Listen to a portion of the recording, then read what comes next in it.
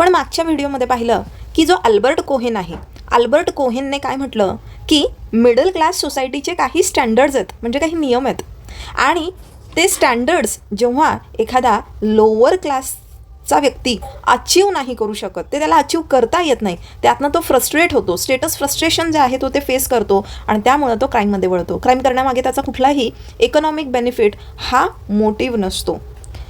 आणि ह्या थिअरीला अपोज करणारी थिअरी वॉल्टर मिलर यानं जी आहे डेव्हलप केली आहे. तुम्ही जर अल्बर्ट कोहेनची व्हिडिओ पाहिलेली नसेल, म्हणजे ही थिअरी जर तुम्ही पाहिलेली नसेल, तर मी तुम्हाला कमेंट बॉक्समध्ये त्याची लिंक देते. माझ्या इतरही काही व्हिडिओज आहे ह्या विषयावरचा, त्याची पण प्लेलिस्टची लिंक मी तुम्हाला खाली प्रोव्हाइड करते, तुम्ही त्या नक्की बघा. तर वॉल्टर मिलरने ही थिअरी जी आहे, कुठली थिअरी, लोअर क्लास गँग डेलिक्वेन्सी थिअरी, ही डेव्हलप केली. कशा करता, काय एक्सप्लेन करतोय तो ह्या थिअरी मार्फत, juvenile delinquency among lower class boys. तर हे जे लोअर क्लासमधली जी मुलं आहेत, हे यांच्यामध्ये गुन्हेगारीचं प्रमाण आपल्याला का पाहायला भेटतं इतकं जास्त. जुवेनाईल डेलिक्वेन्सी म्हणजे काय, जुवेनाईल म्हणजे अल्पवयीन मुलं, डेलिक्वेन्सी म्हणजे काय, क्राईमकडे, म्हणजे लॉ ब्रेकिंग बिहेवियर जे आहे त्यांच्यामध्ये आपल्याला हे का पाहायला भेटतं. तो here he rejected the view that delinquency arises due to failure to achieve middle class success. म्हणजे कोहेनची जी थिअरी आहे तो सरळ सरळ अपोज करतो. पहा, तुम्हाला ही थिअरी व्यवस्थित समजून घ्यायची असेल तर याला बॅकग्राऊंड जो आहे तो कोहेनच्या थिअरीचा आहे, कारण कोहेनच्या थिअरीला सरळ सरळ विरोध करत याने याची थिअरी जी आहे मांडलेली आहे. त्यामुळे नक्की तुम्ही ती कोहेनची थिअरी जी आहे आधी त्यावरची व्हिडिओ बघून घ्या. आता हा काय म्हणतो आहे की lower class delinquency is rooted in the cultural patterns and values already present in lower class communities. फार मोठं स्टेटमेंट देतोय हा बघा, की लोअर क्लास डेलिक्वेन्सी म्हणजे हे जे लोअर क्लासमधली जी मुलं आहेत यांच्यामध्ये गुन्हेगारी वृत्ती आपल्याला का पाहायला भेटते, कारण ऑलरेडी ही त्यांच्या कल्चरल पॅटर्न्समध्ये आहे, त्यांच्यात ऑलरेडी त्या व्हॅल्यूज ज्या आहे त्या कम्युनिटीजमध्ये प्रेझेंट आहे. म्हणजे लोअर क्लास कम्युनिटीज ज्या आहे त्यांच्यात अशाच पद्धतीच्या व्हॅल्यूज, अशाच व्हॅल्यूज म्हणजे काय, क्राईमकडे जाण्याच्या व्हॅल्यूज, क्राईमला सपोर्ट करणारं कल्चरल पॅटर्न जे आहे ऑलरेडी ह्या कम्युनिटीमध्ये प्रेझेंट आहे, असा मिलर म्हणतो. When these values are strongly expressed within peer groups they often result in गँग फॉर्मेशन अँड डेलिक्वेंट बिहेवियर. आणि हे जे व्हॅल्यूज ऑलरेडी त्या लोअर क्लास सोसायटीमध्ये, लोअर क्लास कम्युनिटीजमध्ये ज्या प्रिव्हेल करतात, जेव्हा ते पियर ग्रुप्समध्ये त्या स्ट्रॉंगली एक्सप्रेस होतात, तर तेव्हा गँग बनतात. म्हणजे एकसारखीच लोक जे आहे एकत्र येतात आणि हे जे व्हॅल्यूज, हे जे कल्चर ऑलरेडी त्यांचं आहे ते एक्सप्रेस करतात. तर आपण म्हणतो की बेसिकली ते गुन्हेगारीकडे प्रवृत्त झालेले आहेत. So what's the central idea of this theory, delinquency is not a reaction against middle class values. म्हणजे मिडल क्लासच्या ज्या व्हॅल्यूज आहे, मी पुन्हा सांगते बघा, ही कोहेनची थिअरी आधी तुम्ही पाहायला पाहिजे ती व्हिडिओ, तर तुम्हाला हे समजेल, कारण तिथे हे मिडल क्लास व्हॅल्यूज म्हणजे नेमकं काय हे सगळं आपण डिस्कस केलेलं आहे. तर डेलिक्वेन्सी ह्या मिडल क्लास व्हॅल्यूजला याच्या विरुद्ध अशी रिॲक्शन नाही आहे, कारण त्यांना हे मिडल क्लास व्हॅल्यूज जे आहे ह्या अचीव करता येत नाही आहे आणि त्यामुळे फ्रस्ट्रेट होऊन ते रिॲक्ट करताय आणि त्यांचं रिॲक्शन जे आहे क्राईमच्या स्वरूपात आहे, असं अजिबात नाही आहे, असं मिलर म्हणतोय. What he says that lower class boys do not reject dominant social norms out of frustration.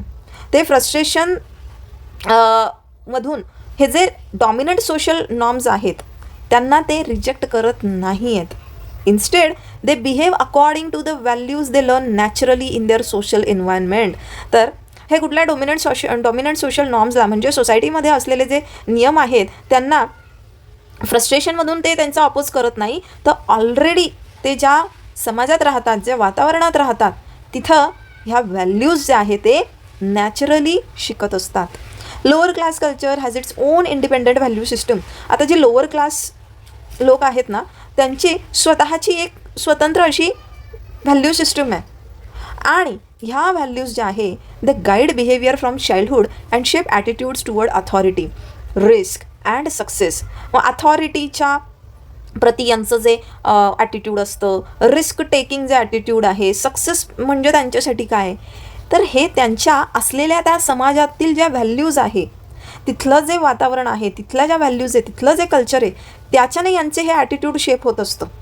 Okay, so here concept of focal concerns हे जास्त महत्त्वाचं आहे, हे तुम्हाला लक्षात ठेवायचं आहे. तर मिलर काय म्हणतो की इथे ना काही डॉमिनंट इंटरेस्ट आहे ज्याला तो फोकल कन्सर्न्स म्हणतो, आणि हे फोकल कन्सर्न्स ह्या लोअर क्लास बॉईजचं बिहेवियर जे आहे इन्फ्लुएन्स करतात. म्हणजे हे जे कन्सर्न्स आहेत हे आपल्याला सांगतात की सर्टन डेलिगंट ॲक्ट्स रिपीटेडली का एखाद्या गँगमध्ये आपल्याला पाहायला भेटतात. आता हे फोकल कन्सर्न्स काय, ट्रबल. आता getting into conflict with authority is a regular experience in lower class life. म्हणजे जी लोअर क्लास कम्युनिटी असते ना, तिथे getting in conflict with authority, मग ते पोलीस असेल, ते प्रशासन असेल, किंवा मग ते शाळेतले ॲडमिनिस्ट्रेशन असेल ना, it could be principal, it could be teachers. तर यांच्यासोबत यांचे कॉन्फ्लिक्ट जे आहे होत असतात ना, हे त्यांच्यासाठी नित्यनियमाचं आहे. Okay, it is very regular experience for them. Boys grow up seeing police एन्काउंटर्स, school discipline and neighbourhood disputes as normal.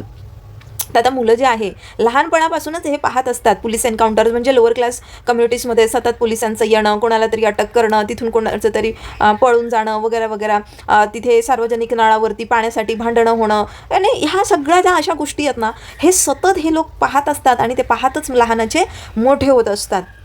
Now, when this attitude is shared within a group, repeated involvement in unlawful activities become common. मग त्यांच्यासाठी हे खूप common आहे.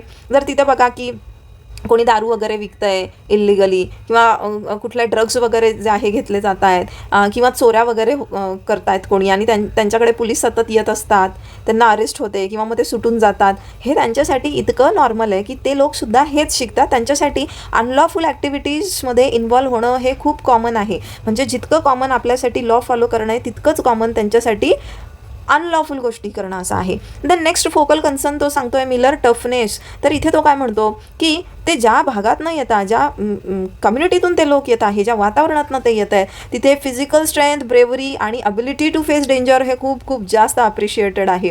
Okay, जो असा weak आहे त्याला कोणीही व्हॅल्यू देत नाही, कारण की ज्याच्यात फिजिकल स्ट्रेंथ जास्त आहे, जो ब्रेव आहे खूप, तोच पोलिसांना चकमा देऊ शकतो. ज्याच्यात फिजिकल स्ट्रेंथ आहे तोच काहीतरी अशी ती अनलॉफुल ॲक्टिव्हिटी जी आहे करतो. So boys they feel pressure to prove masculinity and dominance. तर मुलांना काय वाटतं की आपण आपली मॅस्क्युलिनिटी जी आहे प्रूव्ह करायला हवी, आणि ती कशी प्रूव्ह करतात ते थ्रू फिजिकल स्ट्रेंथ. मग ते मारामाऱ्या असेल, ब्रेवरी, मग ते पोलिसांना चकमा देऊन पळणं असेल वगैरे वगैरे, ह्या सगळ्या गोष्टी. आणि गँग membership provides opportunities to demonstrate toughness through violence or confrontation. आणि जेव्हा ते गँगमध्ये इन्व्हॉल्व्ह होतात, ठीक आहे, ते एका गँगचा जेव्हा मेंबर बनतात, तेव्हा त्यांना ही संधी मिळते की त्यांचं टफनेस वगैरे जे आहे ते त्यांना त्याचं प्रदर्शन करण्याची, ते डेमॉन्स्ट्रेट करण्याची. स्मार्टनेस जे आहे, आता हा फोकल कन्सर्न काय की cleverness and ability to outwit others are admired more than academic success. तर इथे शालेय तुमची प्रगती, तुमचा अचिव्हमेंट, याला हे इम्पॉर्टन्स देत नाही इतकं. Okay, it is not important for them. What they instead admire, की कोण किती चतुर आहे, कोण किती हुशार आहे, कोणाकडे ती ॲबिलिटी आउटविट करण्याची, म्हणजे बुद्धिचातुर्यानं एखाद्याला मात देण्याची. ठीक आहे. Then in gangs boys gain respect for manipulating situations, avoiding arrest or deceiving authority figures. तर इथे गँगमध्ये मुलांना रिस्पेक्ट कशी मिळते, म्हणजे त्यांच्यासाठी कोण जे आहे रिस्पेक्ट वर्दी आहे की जो सिच्युएशन मॅनिप्युलेट करू शकतो, जो अरेस्ट अवॉइड करू शकतो, जो अथॉरिटीला डिसिव्ह करू शकतो. सो त्यांच्यासाठी हे जास्त इम्पॉर्टंट आहे. Excitement, daily life often lacks recreation and stimulation. आता डेली लाईफ जर पाहिलं तर एक रुटीन लाईफ असतं बघा, आणि म्हणून कुठेतरी आपण बोर होतो, and then we go on a trip वगैरे वगैरे. बट यांना काय आहे, daily they need something thrill in their life. But come on, you can't have thrill every day. रोजचं लाईफ आपलं कसं असणार आहे, हे टू सम एक्सटेंट ते बोरिंग असणारच आहे. But here these boys what they want some risk, they want thrill. आणि ही जे रिस्क टेकिंग बिहेवियर आहे त्याच्यातनं त्यांना थ्रिल मिळतं, त्यांना इमोशनल रिलीज मिळतो. Gangs encourage activities that offer danger and excitement leading to delinquent acts. आता ज्या वेळेला हे चोऱ्या मारा करतात किंवा कुठल्याही प्रकारचे क्राईम करतात, त्याच्यामध्ये रिस्क इन्वॉल्ड असते, आणि याच्यातनं त्यांना थ्रिल जो आहे तो मिळतो. ओके. द नेक्स्ट इज फेट इज नशीब. आता इथे हे लोक आहे, आता आपण आपल्या लाईफ बघा कसं प्लॅन करत असतो ना, की आपल्याला पुढे काय करायचं आहे, I take this kind of education, I pursue this kind of career, I end up doing this वगैरे वगैरे, if I am earning so much then I go for some higher post, increment वगैरे वगैरे, ये करना है life में, वो करना है. इथे काय आहे, सगळं नशिबावरती सोडलेलं असतं. म्हणजे काय, what they believe is life outcomes are controlled by luck rather than planning. They don't believe in planning. काय ते काय म्हणतात की ये सब नसीब का खेल है, देखेंगे पकड़े गए तो पकड़े जाएंगे, नसीब में होगा तो छूट जाएंगे. So they don't really worry, they don't really plan की what to do, how to do, when to do, I mean planning of good things. Okay. So इथे लॉंग टर्म कॉन्सिक्वेन्सेस जे आहे त्याच्यासाठीचा जो कन्सर्न आहे रिड्यूस होतो. म्हणजे आज जो क्रिमिनल ॲक्ट करतायत याचे लॉंग टर्ममध्ये काय कॉन्सिक्वेन्सेस होणार आहे याची त्यांना पर्वाच नसते, कारण लॉंग टर्ममध्ये त्यांनी लाईफच प्लॅन केलेली नाही आहे. म्हणजे त्यांनी प्लॅनिंगच केलेलं नाही आहे की मला कुठलंसं एज्युकेशन घ्यायचं आहे, मला कुठल्या कॉम्पिटेटिव्ह एक्झाम द्यायच्या आहे, त्यासाठी मला कुठलंही पोलीस केस वगैरे नको आहे, हे असं काही प्लॅनिंगच नाही आहे. त्यामुळे जर असं प्लॅनिंगच नाही आहे तर भविष्यात होणाऱ्या कॉन्सिक्वेन्सेसची त्यांना काही पर्वासुद्धा नसते. सो फरक नाही पडता की what is going to happen to them. Now autonomy is what, की आपल्यावरती कोणी नाही आणि आपणच सगळे डिसिजन घेणार बेसिकली, की कोणाचं ऐकायचं नाही, शिक्षकांचं ऐकायचं नाही, पेरेंट्सचं ऐकायचं नाही, अथॉरिटीचं ऐकायचं नाही आहे. बेसिकली ज्या काही म्हणजे लॉ अँड ऑर्डर मेंटेन करणाऱ्या ज्या पण काही यंत्रणा आहे तर त्याचा कंट्रोल जो आहे तो त्यांना नको आहे, तर ते त्याला काय करतात, स्ट्रॉंगली रेजिस्ट करतात. कशाला? To external control. So obedience to authority is viewed negatively. तर इथे जो अथॉरिटीला ओबे करतो त्याला निगेटिव्हली ते बघतात. म्हणजे त्यांच्यानुसार काय की इथे ज्या काही अथॉरिटीज असतात त्या अथॉरिटीजला डिसओबे करायचं आहे ना की ओबे करायचं आहे. गँग strengthen this attitude bye promoting independence from parents, teachers and police. मगाशी मी सांगितल्याप्रमाणे त्यांना पालकांचा, त्यांना टीचर्सचा, त्यांना पोलीसचा काही एक बाह्य दबाव नको आहे. म्हणजे यांची कोणाची त्यांना ऐकायचीच नसते, ते ह्या सगळ्यांच्या विरोधात जाऊन काम करत असतात. Role of gangs in delinquency. तर गँग्समध्ये काय होतं की ह्या लोअर क्लास कल्चरल व्हॅल्यूज ज्या आहेत त्या रिएन्फोर्स होतात. म्हणजे लोअर क्लास, मिलरच्या मते जे लोअर क्लासमध्ये ह्याच व्हॅल्यूज आहे, ठीक आहे, तर ह्या व्हॅल्यूज इथे रिएन्फोर्स होतात कारण सगळ्यांचं एक प्रकारचं बिहेवियर आहे. आणि ह्या ग्रुप प्रेशरमुळे काय होतं, त्यांचं डेलिक्वेंट बिहेवियर जे आहे ते अजून इंटेन्सिफाय होतं. म्हणजे ते काय होतात की अजून मोठ्या प्रमाणात क्राईम करतात. So what is the significance of the theory. ही थिअरीसुद्धा आपल्याला काय सांगते, एक नॉन इकॉनॉमिक आणि एक्सप्रेसिव्ह क्राईम जे आहे याला बेसिकली एक्सप्लेन करते की इथे सुद्धा जुवेनाईल जे आहे फक्त पैशांसाठी करत नाही आहे क्राईम, तर रिकॉग्निशनसाठी करतायत rather than material gain. Okay, पण इथे in this particular theory it shifts focus from school failure to cultural environment. आपल्याला कोहेननं काय सांगितलं की शाळेमधलं जे काही फेल्युअर असतं तर त्याचं आपल्याला एक्सप्रेशन पाहायला भेटतं डेलिक्वेन्सीमध्ये. इथे मिलर म्हणतोय की हे त्यांचं कल्चरल एन्व्हायरमेंटच आहे, त्या एन्व्हायरमेंटमध्येच ते ह्या व्हॅल्यूज ज्या आहेत ते शिकत असतात. क्रिटिसिझम काय आहे इथं, ही थिअरीनं इतकं ओव्हर जनरलाइज केलं आहे ना लोअर क्लास कल्चरला. सगळे लोअर क्लास बॉईज जे आहे ते अशा पद्धतीचं क्राईम जे आहे कमिट करत असतात का? नाही. आता याचे जर उदाहरणं आपण पाहिले, मी तुम्हाला सांगते उदाहरणं शेवटी. आणि दुसरा मुद्दा काय आहे की it ignores individual psychological factors. प्रत्येक व्यक्तीचं पर्सनल ट्रेट्स जे आहे, प्रत्येकाचे फॅमिली इन्फ्लुएन्सेस जे आहे हे कन्सिडरच नाही केलेलं आहे. प्रत्येक व्यक्ती एकसारखी नाही आहे, बरोबर आहे ना.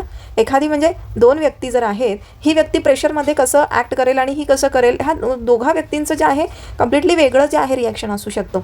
आता उदाहरणं जर आपण पाहिली तर बघायचं सगळ्यात मोठं उदाहरण आहे डॉक्टर बाबासाहेब आंबेडकर. आपण सगळे लॉचे स्टुडंट्स आहो आणि त्यांनी रचलेलं संविधान जे आहे हा आपला सुप्रीम लॉ आहे आपल्या देशातला आणि त्यावर आधारित इतर कायदे जे आहे बनत असतात. बाबासाहेब आंबेडकरांची पण आपल्याला पार्श्वभूमी सर्वांना माहीत आहे की he was born in a extremely poor socially oppressed Dalit family. जर दलित फॅमिली म्हणजे दलित फॅमिलीमध्ये, आणि त्यावेळेचा तो काळ होता की जेव्हा फक्त mocking was not limited up to a certain particular institution, फक्त स्कूलमध्ये वगैरे, the entire society was like that only. मग आपण जर मिलरच्या थिअरीप्रमाणे पाहिलं तर जर बाबासाहेब अतिशय गरीब कुटुंबात, गरीब घराण्यात आणि त्यातही दलित फॅमिलीमध्ये जन्माला आले होते तर मग ह्या थिअरीप्रमाणे काय व्हायला पाहिजे होतं, त्यांचं मार्जिनलायझेशन व्हायला पाहिजे होतं, त्यांचं कॉन्फ्लिक्ट विथ अथॉरिटी आपल्याला पाहायला मिळालं असतं, त्यांचं डेलिक्वेंट सबकल्चरमध्ये एंगेजमेंट आपल्याला दिसली असती, म्हणजे ते गुन्हेगारीमध्ये गेले असते. मिलरची थिअरी हे सांगते. पण रियालिटीमध्ये काय झालं आहे, बाबासाहेब आंबेडकर आज कितीतरी देशांमध्ये त्यांना वंदलं जातं, त्यांना पूजलं जातं. तर he became chief architect of the Indian constitution. Multiple doctorates जे आहे त्यांनी अचीव केलं आहे, म्हणजे अकॅडमिक परफॉर्मन्स पण त्यांचा सुप्रीम लेवलचा आहे. त्यांनी एज्युकेशन आणि लॉचा जो आहे वापर केला कशाकरता, हे जे ऑपरेशन होतं संपूर्ण समाजामध्ये ते दूर करण्याकरता, ना की ते डेलिक्वेन्सीमध्ये इन्व्हॉल्व झाले, म्हणजे क्राईममध्ये नाही इन्व्हॉल्व झाले. त्यांनी जे फेट आहे, मिलर सांगतो ना की इथे काही फोकल कन्सर्न्स आहे, त्याच्यामध्ये फेट आहे, ट्रबल आहे, नशिबावर सोडलं का, रादर त्यांनी तर मोठ्या प्रमाणात रिजेक्टच केलं आहे. ही कम्प्लिटली रिजेक्टेड फेट की नसीब पे नाही छोडना है ना, आपल्या हातात असतं आपल्याला काय करायचं. We are the architect of our own life. So he shaped his own life, and not just his own life but the lives of n number of people of this country. So इथं बाबासाहेब आंबेडकर असतील किंवा APJ Abdul Kalam आहे किंवा कल्पना सरोज ह्यासारख्या लोकांनी मिलरची theory जी आहे संपूर्णतः चुकीची सिद्ध केलेली आहे. आय होप सो तुम्हाला ही थिअरी समजलेली असेल, आणि जर तुम्हाला माझे ऑनलाईन क्लासेस जॉईन करायचे असतील तर ह्या दिलेल्या नंबरवरती तुम्ही मला संपर्क करू शकता. फक्त क्लासेससाठी संपर्क करायचा आहे, नोट्ससाठी नाही.